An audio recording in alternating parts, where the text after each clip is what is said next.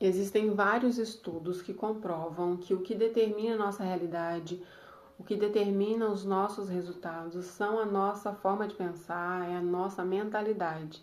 Se é uma mentalidade de sucesso, isso acaba refletindo no externo, né? E se é uma mentalidade de escravo, se é uma mentalidade de escassez, isso vai refletir no externo também e a gente vai, como consequência, viver essa escassez ou esse sucesso que a gente tem na mente. E a gente vê na Bíblia, né? A Bíblia foi escrita há vários anos e o apóstolo Paulo, ele fala muito sobre o modo de pensar. Em Romanos 12:2 está escrito sobre a renovação da mente. A gente precisa renovar a mente para poder conhecer, para poder experimentar qual é a boa, agradável e perfeita vontade de Deus. Se a gente continuar com a mentalidade escrava, com a mentalidade de escassez, a gente não vai experimentar essa vontade do Senhor. E quando Paulo escreve a carta aos Filipenses, quando ele escreve a carta aos Filipenses, ele fala no mínimo umas 3 vezes sobre o modo de pensar. Ele fala para os irmãos terem o mesmo modo de pensar as 2 primeiras vezes, que ele cita, né, sobre mentalidade.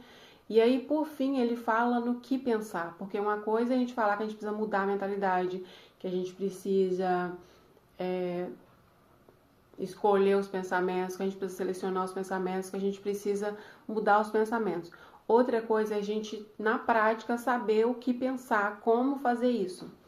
E aí, em Filipenses, deixa eu ver o capítulo 4, no versículo 8, Paulo está dizendo: finalmente, irmãos, tudo que é verdadeiro, tudo que é respeitável, tudo que é justo, tudo que é puro, tudo que é amável, tudo que é de boa fama, se alguma virtude há e se algum louvor existe, seja isso o que ocupe o pensamento de vocês.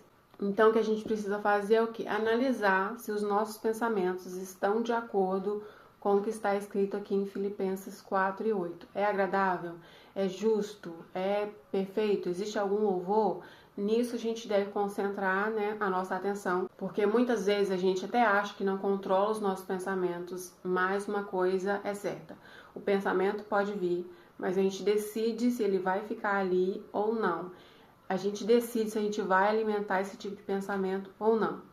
O inimigo, ele tem se aproveitado dessa ferramenta poderosa que são os nossos pensamentos. E ele tenta, de qualquer forma, a todo custo, colocar os pensamentos dele na nossa mente. E quando isso acontece, cria ali uma fortaleza e a gente acaba seguindo o padrão do inimigo, a gente acaba vivendo uma vida miserável, a gente acaba vivendo uma vida de pecado, porque o pecado, ele começa na nossa mente. E quando a Bíblia diz não dê lugar ao diabo, uma das formas da gente dar lugar ao diabo é na nossa mente. Quando ele lança uma seta, quando ele lança um pensamento, se a gente dá muita atenção para esse pensamento, se a gente alimenta esse pensamento, quando a gente vai ver, a gente já caiu em pecado, a gente já fez o que não deveria fazer. Por quê? Porque alimentou um pensamento que era do inimigo. E sabe de uma coisa que às vezes eu fico pensando assim? Quando o inimigo lança um pensamento, ele não lança na terceira pessoa. Se fosse assim, seria fácil identificar. Esse pensamento não é meu, né?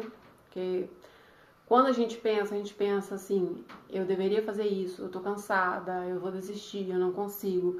Às vezes pode ser a sua mente, você mesmo, pensando nisso, mas às vezes pode ser o inimigo. Ele lança o pensamento dele dessa forma, na primeira pessoa: eu não consigo, vou desistir, eu. Na verdade, não é a gente, é o próprio inimigo tentando lançar o pensamento dele, tentando fazer com que a gente acredite nesse pensamento, porque a partir do momento que a gente acredita nesse pensamento, a gente vai ficar alimentando esse pensamento, repetindo isso, né, o que é pior, ficar repetindo esse pensamento, essa frase na nossa cabeça ou em voz alta, e aí a gente acaba se afastando do modo correto de pensar. O modo correto de pensar é o que a Bíblia nos ensina.